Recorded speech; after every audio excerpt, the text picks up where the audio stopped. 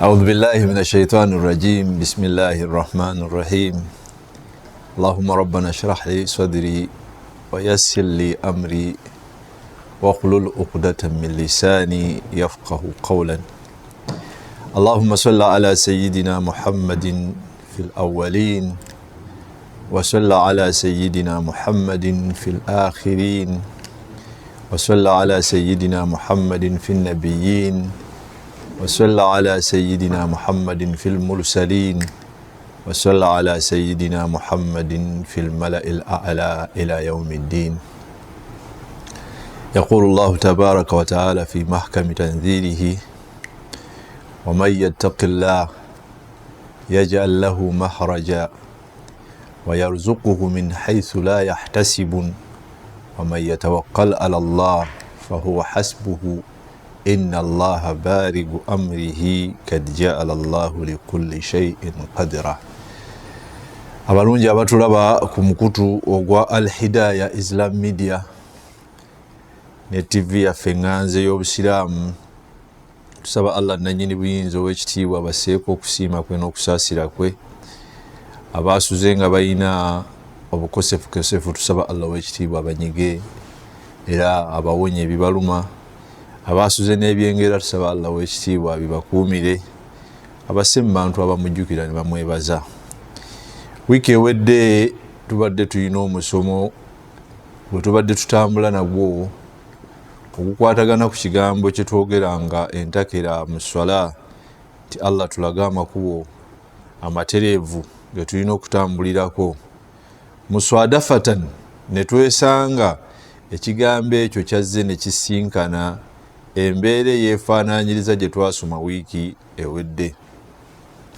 Ne ndowoozaamu ekigambo olw'omuassasa gwaffe gwe bayita Nujumul Huda, kubaako ekigambo kye njagala okwongera okugaziya mu bigambo bye nayogera nga tusoma ewiiki gye tukubye amabega, ng'ekigambo ekyo endala bwe kiba nga kirina kye kitegeeza, mufe abasiraamu mulimu abayinza okulowooza nti ekigambo okutwala omwoyo gw'omuntu kirina bwe kyayogerwa mu busiraamu nti mwekiri.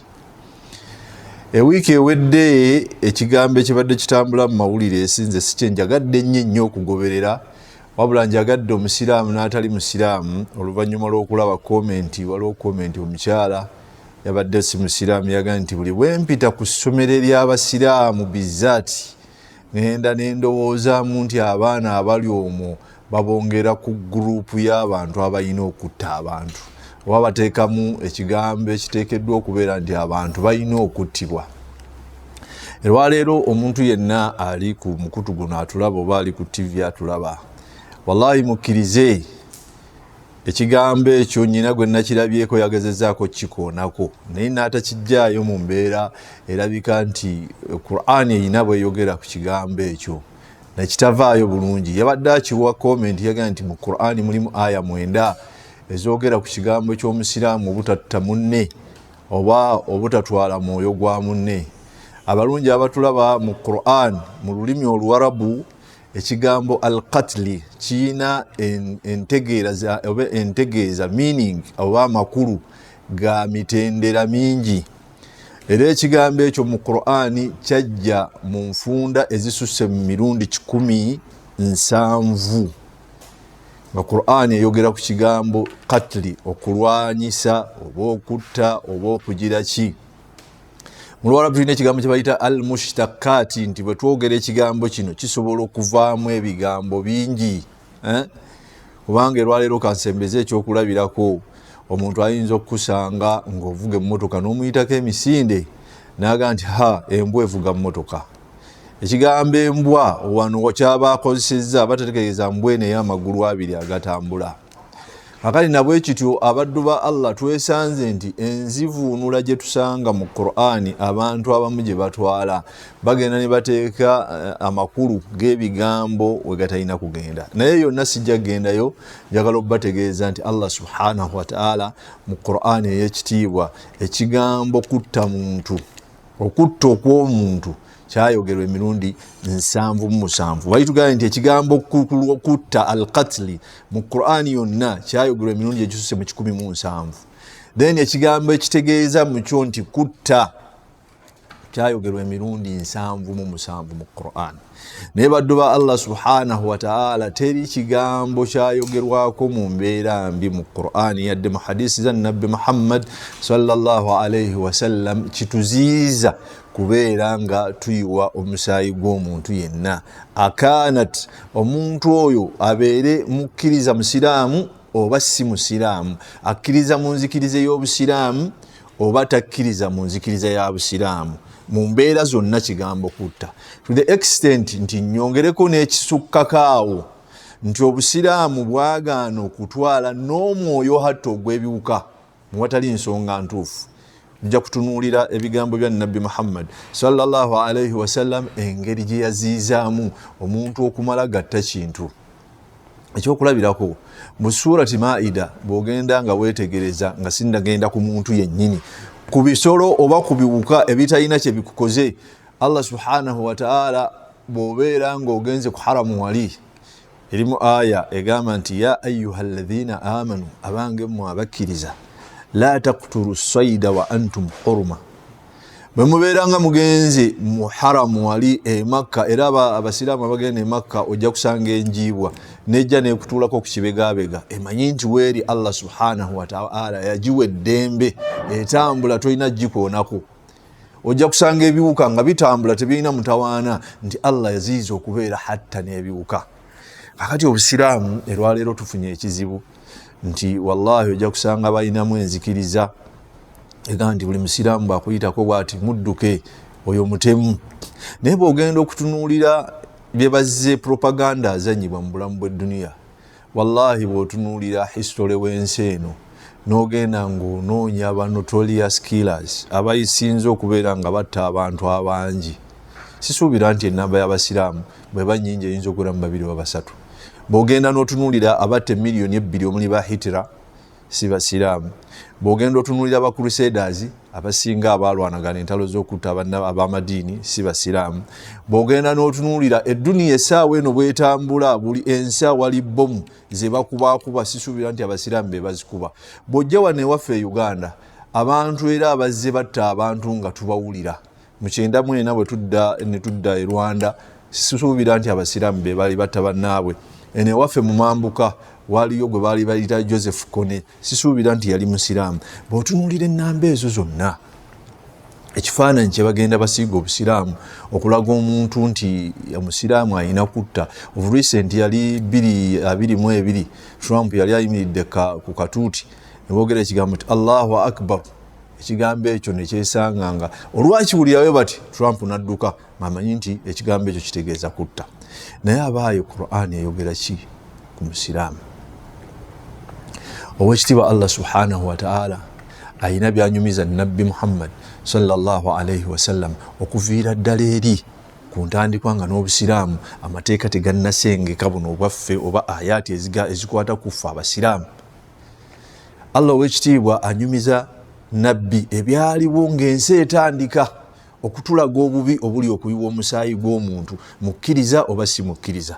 Eggulo baatulaze abaana abavubuka babadde 7 bwe bakoze ekikolobero eky'okutta ono omusambi w'omupiira nga bayita Awoli, ne babakwata ne babasanga n'emmotoka zaabwe nga mulimu ebintu n'ebizibiti ebiraga nti be basse omuntu ono. Bwe babadde boogera amannya tekwabadde ku musiraamu, era ne banyumyamu ekiboozi kyabwe nti ffe tubadde tukola embeera bwe tutyo, tutambula n'ejjinja lyaffe mu kaveera erya green ne black nga tulizinzeemu, naye twakubye tusaba batusonyiwe, ffe tubadde tetuli n'abalala abafaanaganako bwe batyo. Kati buli muntu yenna atambulira mu kifaananyi ky'okutta omuntu, obusiraamu bumusembeza ddala wala nnyo. Allah subhanahu wa ta'ala mu Qur'ani yali ayogera ku baana ba Adamu abaatandikawo ekigambo ky'okuttiŋŋana mu bulamu bw'ensi. N'agamba Nabbi Muhammad sallallahu alayhi wa sallam abakkiriza n'abatali bakkiriza, atlu alayhim naba abnai adama bilhaqqi, basomere ebyakwata ku baana ba Adamu abaasooka bibagambe mu mazima. Lwaki yamugamba bibagambe mu mazima? Biyingire mu bwongo bwa omusiraamu n'atali musiraamu. Omanye nti ekigambo ky'okutwala omwoyo gwa munno kizito. Allah naga nti iz qarraba qurbanan, abaana bano balina ensonga gye baafunamu obutakkaanya, abaana ba Adamu abasookera ddala okuvaako omusaayi okuyiika. Ensonga eyali nti ku mulembe gwabwe nti Allah yali yakkiriza abooluganda okufumbiriganwa, ensebere ng'eyongera okufuna abantu, naye nga kyali mu mbeera nti omuntu mukyala Adamu bwe yazaalanga abaana Allah yamusobesanga kuzaala babiri oba bana. Naye Allah subhanahu wa ta'ala yali yategeka nti asoose azaalibwa ku mwaka guno bw'atuukanga okufumbirwa awasanga munne aze ku mwaka oguddako, noono gwazadde naye afumbirwanga munne gwazze ku mwaka oguddako. Ekiseera nkituuka nti abaazaalibwa ababiri mu baana ba Adamu ababiri baali baagalana nnyo, ate nga kanuuni oba okulamula kwali kugaa nti ono awasa ono n'omulala n'awasa oli, naga nti tojja kumuwasa. Allah subhanahu wa ta'ala agamba Nabbi Muhammadin sallallahu alaihi wasallam basomere embeera eyaliwo. Lwaki mbawanvuyamu tulabe lwaki omuntu nti omusaayi gwa munne tegwandyetaaze kuyiwa. Naga iz qarraba qurbanan fatuqubila min ahadihima, kitaabwe yalaba embeera esajjuse n'agamba batabani be nti muleke Allah atulamulirewo. Okulamulwa okwabwe baawangayo ekintu, Allah bwe yakikkirizanga yabanga akiwaddeyo, oyo yabeeranga ku butuufu. Kakati ono awaayo ekirabo kye, noono n'awaayo ekyono yali ku butuufu, Allah n'akikola ki? N'akikkiriza. Ono mu busungu obungi yagaa nti la aktulannaka, ngenda kubeera nga nkutta, tojja kuwasa mwannyinaze gwe nazaalibwa naye, ate tekaliga nti gwalina okuwasa. Naye Allah subhanahu wa ta'ala bw'amala okutta omuntu ono yagaa nti faqatalahu fa asbaha minan nadimin. Omuntu ono Allah subhanahu wa ta'ala atta muganda we yasigala nga yejjusa mu kigambo kyakoze. Allah naga nti faba'atha Allahu ghuraban, Mungu n'amuyigiriza ekinyonyi kimuyigiriza enkola gy'anaaziikamu muganda we. Naye Allah subhanahu wa ta'ala yagamba Nabbi Muhammad sallallahu alaihi wasallam baga nti wakatabna alaihim fiha, ne tubawandiikako annahu man qatala nafsan, omuntu yenna anaayiwa omusaayi gwa munne bighayri nafsin, awatali nsonga yonna emuyisisiza musaayi ogwo, au fasadan fil ardi, oba anaakola ekinaaviirako okuleeta obwononefu obunattaaba omuntu, yagamba Allah nti faka annama qatala nnasa jamia, ajja kubanga asse abantu bonna. Gwe tikakutanda nti imaani ekulinnye oba nti ojjuziza obukkiriza, otandika okulamula munno nti byakoze si bituufu, omukwate ofune ekiyinja ekiri shaapu okimukube. Nabbi Muhammadin sallallahu alaihi wasallam yawangaala ebbanga lya myaka 13 ng'ali mu Makka, ategeeza abantu abaali mu Makka nti abaaye musinze Katonda omu, mugoberera amateeka. N'akyunyizibwa enkyunya gye yakyunyizibwa, naye lam yuzkar lana taarikh, ebyafaayo tebituwandiikangako nti Nabbi Muhammad sallallahu alaihi wasallam yagambako omuntu yenna yali tannakkiriza nti bamukwate bamutte. Ekyokubiri, Allah subhanahu wa ta'ala mu Qur'ani ey'ekitiibwa n'atusengekera obulamu bw'omuntu nga bwe yabuwa ekitiibwa, n'agamba nti walaqad karramna bani Adam, buli muntu yenna era yamuwaata n'amuwa ekitiibwa, n'agamba nti wahamalnahu fil barri wal bahr, n'amukuuma ng'ali ku lukalu, n'amukuuma ng'ali ku nnyanja, naga nti warazaqnahu min at-tayyibati, naga namugabirira ng'amulagira byaba amugabiridde bibeere nga biyonjo, kitegeeza nti obulamu bwe busigalewo. Naga nti wafaddalnahu ala kathirin mimman khalaqna tafdila, naga nti omuntu ono nemuwa ekitiibwa okusinga mu bintu byonna. Kati gwali eyo ng'oli musiraamu oba toli musiraamu, n'otandika okugoberera propaganda ali mu mawulire, ali ku ma TV, ali ku videos. Erwaleero nyina ekyokulabirako, emabegako nakyogerako ku TV, neŋŋamba nti waliwo babayita ba DJ oba ba firimu DJ, aboogerera zi firimu, omusajja oyo yali yakifuulanga kazannyo. Buli lwe ziwera saa 8 ne waliwo TV eyalaganga firimu, naye ng'esinga kunokolayo firimu ezeefaanaanyiriza ng'abasiraamu balina kubanga balumba batali basiraamu. Era nga naye bw'abavuunula awali ekigambo ng'ogulira nga tekamu Allahu akbar Muhammad Rasulullah, akulaga nti abasiraamu bano be bassi. Naye Allah subhanahu wa ta'ala yasaasira nti TV eyo yagenda ekyusaamu naye banga tekyalaga kifaananyi. Erwaleero bw'otunuulira abazannyi ba firimu mu nsi yonna, bwe baba nga bazannye firimu eri awasemba bateekayo ekigambo kye bayita kasiti nti emaliriza okuzannyibwa. Naye ogenda n'osanga ekifaananyi kye badde bazannyisa ky'abasiraamu bokka. Bw'omaliriza n'ogoberera amannya agazannyiddwa ng'amannya be ba Pawulo, be ba Peter, be baani, kitegeeza ki nti waliwo ekigendererwa ekinene ennyo ekisiiga obusiraamu bwaffe okubeera nti bubi. Kaakati Allah subhanahu wa ta'ala yatugamba mu aya ey'okubiri, ngambye nti aya eziri related ku kigambo ky'okuziyiza omuntu okufa n'embeera eri related mu kigambo ky'okuziyiza omuntu okufa, Allah subhanahu wa ta'ala mu Qur'an yagitusengekera mu aya 7. Aya ey'okubiri gye njagala tubeere nga tuyiga, tugenda kukozesa aya 3 oba 4 zokka zijja kumala. Yagamba Allah subhanahu wa ta'ala mu mbeera y'okutaasa obulamu bw'abantu butambule nga buli straight, nga tebuliimu muntu abukyankalanya kubuyingirira kubatta. Yagamba Allah sawa amwana muto wakamuzaala oba musajja mukulu oba akaddiye ekisusse ekisembayo, toyina lukusa lwonna lukwata bulamu bwe ndumutta. Allah yagamba nti innama jazaa'u alladhina yukharibuna Allaha wa rasulahu.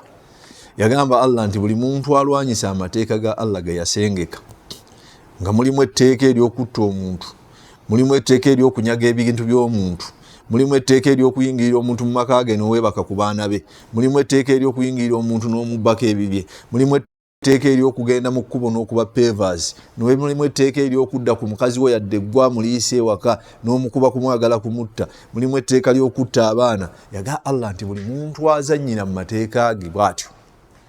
Yaga nti empeera ye, yaga nti ayuqattalu, alwanyisibwe olulwanyisa olusobola okubeera nga lusinziira ku ekyo kyakoze.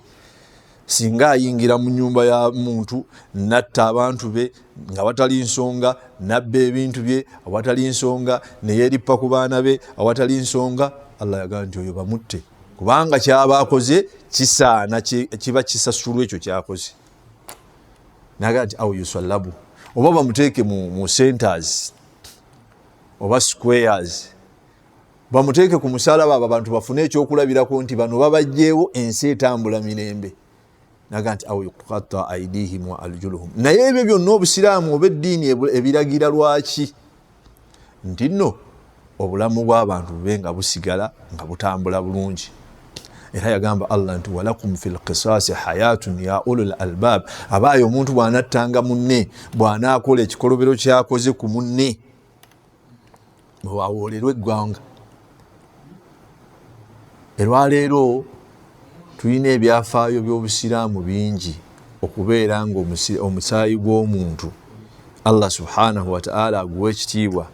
Ekyokulabirako ekyokubiri ng'ovudde ku Qur'an n'okka ku Nabbi Muhammad sallallahu alaihi wasallam n'okka ku basahaba be, eriyo ebigambo juzi nadde mbisoma ne binneewuunyisa nnyo. Sayyidina Umaru yali musajja mukulembeze atiika.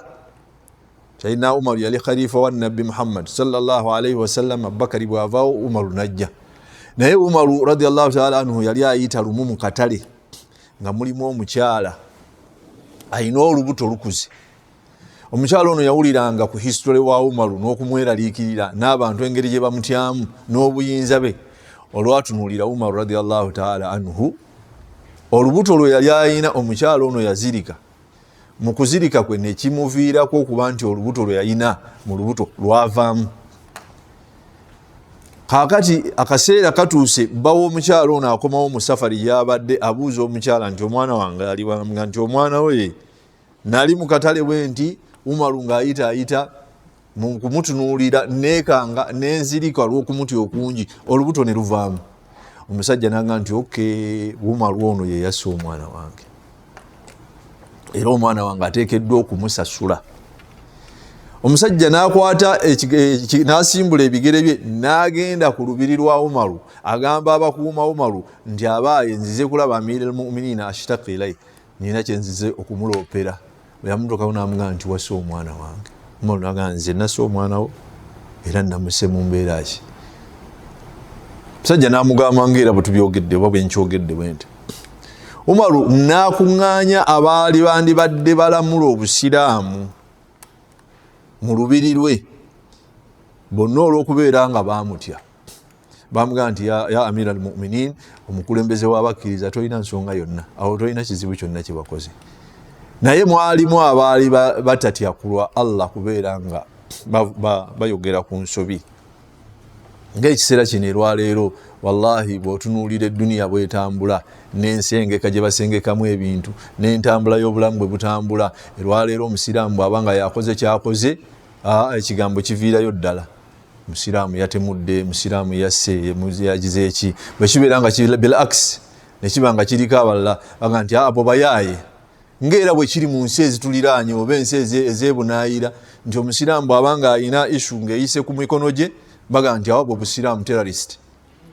Naye bwe kibeera nga kigudde ku mbeera endala, baga nti eyo phobia, ayina ekigambo ekimusinga omutawaanya ku mutwe.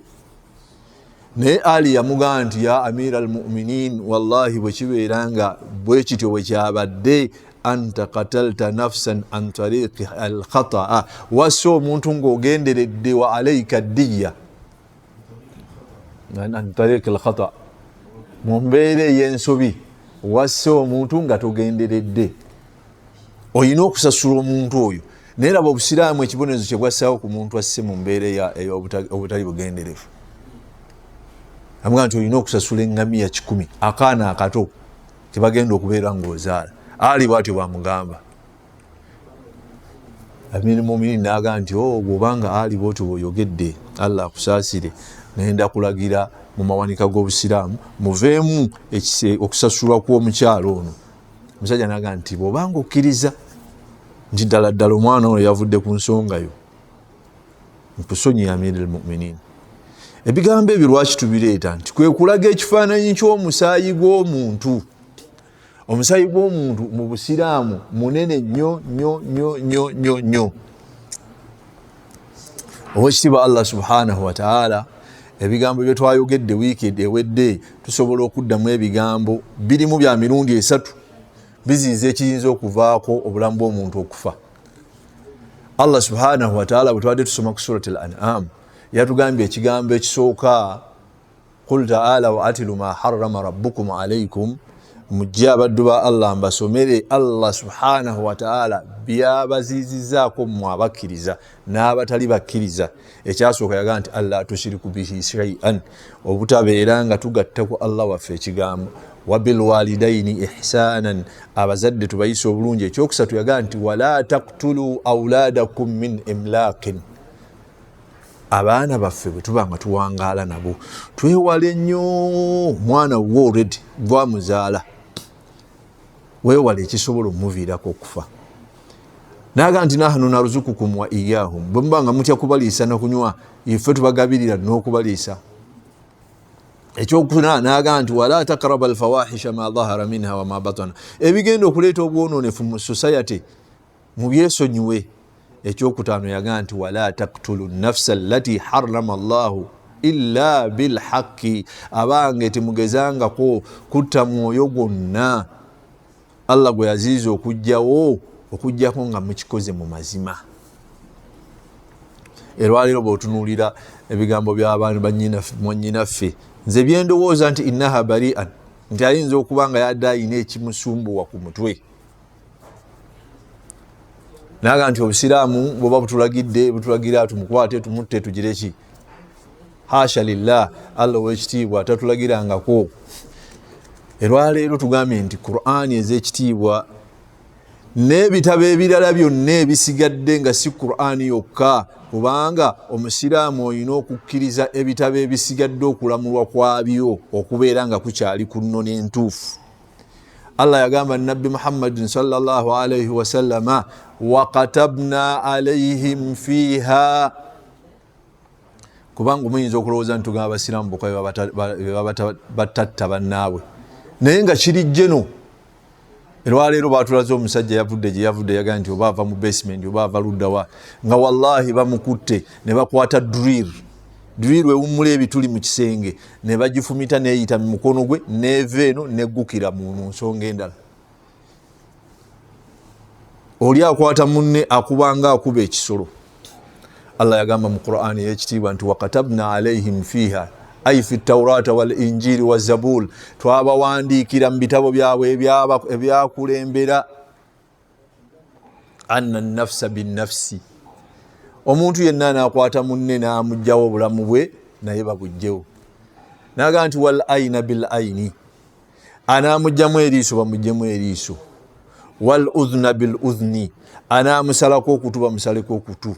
Wasinna bisinnin, anaamugjamu erinnyo bamuggyemu erinnyo. Naga nti wal juruhi kisas, ne bw'anaabanga omutaddeko bbwa balipime bamale bakusasule y'omugjeeko. Abantu abalungi abali ku mukutu guno, olwaleero wallahi ekigambo kufa mu mbeera yonna tukitutte nga kyakuzannyiramu. Baalaze omwana omuwala jjo yabadde ensanje awo n'omulenzi naye muleme kuzannyira ku bulamu bwa bannammwe na feelings za bannammwe. Allah bombi abasaasire. Oli bwe yaguzeeyo akamotoka wakati mu kuyombayomba ewaka najja n'obupiira bwa kondomu mu mmotoka n'amuleeta n'amulaga nti kaakati obadde onneepankirako bennyina bangi. Wakati mu busungu obungi n'omwana omuwala n'akwata ejjambiya n'amusala obulago nga yeebase. Nabbi sallallahu alayhi wasallam nga tumaliriza ebigambo byaffe atugamba nti ya maashara almuslimin, abange mmwe abakkiriza abasiraamu abali wano abandaba n'abatali, yagamba nti ijtanibu sab'a mubiqatin, ebintu bya nnyingo musanvu bizikiriza. Buli asemberera gye biri enkomerero yeetera kubeera kuzikirira. Jo nalaba omusajja munnamagye yagaa nti wallahi ne bwe twabeeranga mu magye bw'otunuulira abaakubanga nnyo abantu amasasi ne bafa, obulamu bwabwe enkomekerero yaabwe teteera kubeera nnungi. Abateera okugoberera amawulire g'ensi, genda otunuulire ba veteranizi b'ensi za Amerika oba Europe be bateera okusinga okukuleetera. Wallahi ebiseera ebisinga basanga abuna ishaware bali ku makubo benjeera balya mu ttale, abamu basanga baavaako.